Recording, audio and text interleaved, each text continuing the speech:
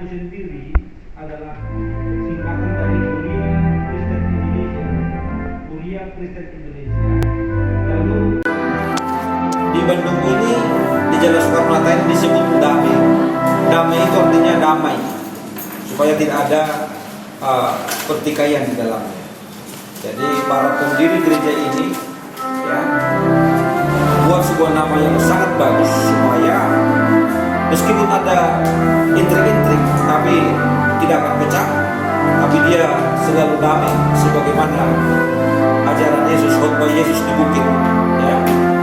Berbahagialah orang yang membawa damai, sebab mereka lah yang disebut anak damai. Matius 5 ayat 9. Itulah kenapa disebut Hakai Damai. Oke, apa lagi? Yang kedua, pertanyaannya, kapan gereja ini dibangun dan diresmikan? Oke, ini gereja Hakai di Bandung ya, berdiri tanggal 23 Januari tahun 1972. Dulunya ini gereja ini bukan di sini, tapi ini ada jalan Lombok di sana, di pusat kota, jalan Lombok. Kemudian situ masih menyewa kemarin itu, masih kontrak di sana. Kemudian baru tahun 1900 ya 86 datang ke sini. Dan ini diresmikan, ini setelah dibangun dengan baik, jadi diresmikan pada lihat nanti di sana ada situ prasasti pintu masuk itu aja ya, itu aja nanti prasastinya. Jadi di sini sebenarnya sudah ada 32 tahun gereja ini ada di sini. Tapi kalau gereja HKI Bandung sudah ada 50 tahun. Ada lagi itu? Bagaimana upaya yang dilakukan untuk dapat mempertahankan gereja? Baik, upaya yang dilakukan, yang boleh kami lakukan untuk mempertahankan gereja secara eksternal dulu. Ya, yang pertama ini harus udah ada izinnya. Izin mendirikan bangunan ini serta izin ibadahnya sudah lengkap. Jadi dari segi peraturan pemerintah sudah clear. Oke. Nah, bagaimana cara untuk mempertahankan itu? Kan itu yang penting, itu konsennya. Lalu usaha gereja ini kita mengadakan approach kepada jemaah, kepada tetangga yang ada di sini, kepada pemerintah setempat, pendekatan kepada pemerintah setempat maupun kepada warga sekitar. Contohnya jika misalnya ada kegiatan-kegiatan, jika mereka datang misalnya minta bantuan ya kita kasih gitu ya, melalui dana sosial, dana diakonia sosial. Kemudian misalnya kalau ada perayaan-perayaan keagamaan itu tanpa mereka minta itu kita sumbang itu, misalnya domba, kambing, sapi gitu. Setiap tahun itu itulah pendekatan-pendekatan. Kalau ada gotong royong ya kita ikutin, kita utus sebagian ke sana. Kan ada di sini warga jemaat kita juga, mereka yang kita utus. Kalau mereka berhalangan ya kita kita berikan bantuan dari gereja. Nah, yang pasti anggota jemaat di sini bersama dengan pelayan-pelayannya, ya kan, majelisnya itu selalu mengadakan hubungan yang akrab dengan warga sekitar dan pemerintah sekitar. Itulah cara kita untuk eksis hingga di sini aja 32 tahun. Lalu itu dari eksternal. Dalam internal itu misalnya jemaat itu sendiri ya pelayanan karitatif, pelayanan diakonia itu kita tingkatkan terus, dan pelayanan pelayanan marturianya, pelayanan koinonianya di samping diakonia tadi itu kita tingkatkan. Oke, ada lagi? Yang keempat, mengapa gereja ini dapat berdiri? Kenapa gereja ini dapat berdiri? Yang pertama itu ya jelas itu kan pemilik gereja itulah kepala gereja Kristus, Tuhan Yesus kan.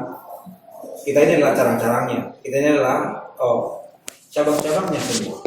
Sebab itu kenapa gereja ini berdiri itu alasan yang paling utama secara alkitabiah adalah karena Kristus, karena Tuhan, bukan karena manusia, bukan karena pendeta Riji Saudara, bukan karena hamba-hamba yang lain, tapi karena Kristus. Apalagi deh? Itu nanti satukan ya. Yang kelima, siapa pelopor pendiri gereja ini? Oh, pelopor pendiri gereja ini ada salah satu tokoh lah ya. Situ ada doktorandus ST, doktorandus YM Yoki Marihon Tagalu. Bikin dalam apa namanya garis miring situ pun.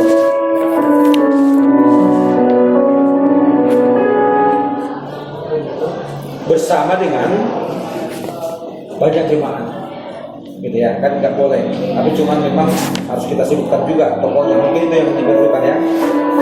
Bersama dengan dukungan seluruh jemaat. Ada lagi? Aliran apa yang dipakai? Hah?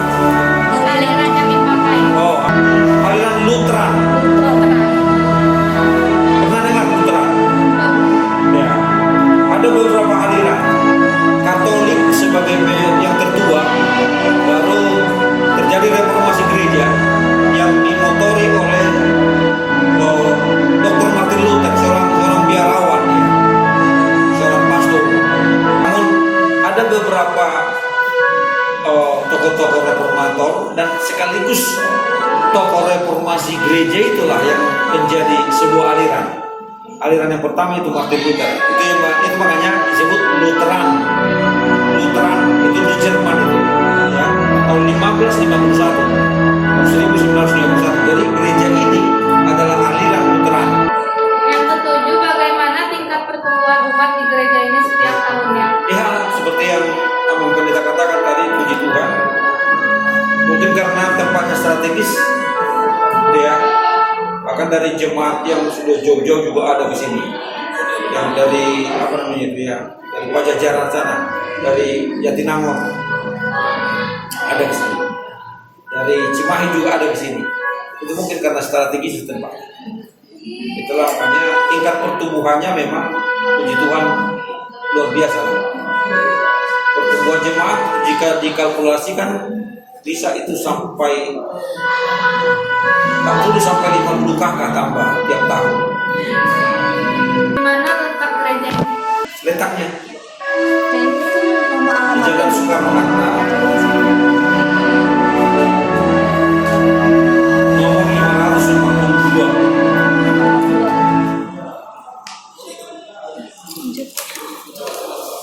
Bandung. Di mana tinggalnya hamba Allah dalam gereja ini atau gereja ini dibiarkan kosong?